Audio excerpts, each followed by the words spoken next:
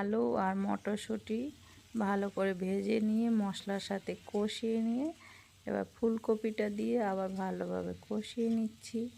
এইভাবে রান্না করলে রুটি ও ভাতের সাথে দারুণ লাগে খেতে। শীতের এই ফুলকপি খেতে অসাধারণ লাগে। এবার গরম জল করে দিয়ে দিলাম। এবার ভালো করে ফুটিয়ে নেব। গরম জল দিয়ে এবার ভালো করে ফুটিয়ে নিয়ে ভালোভাবে ফুটে গেলে তারপরে বেশি করে ধনেপাতা কুচি দিয়ে নামিয়ে নেব।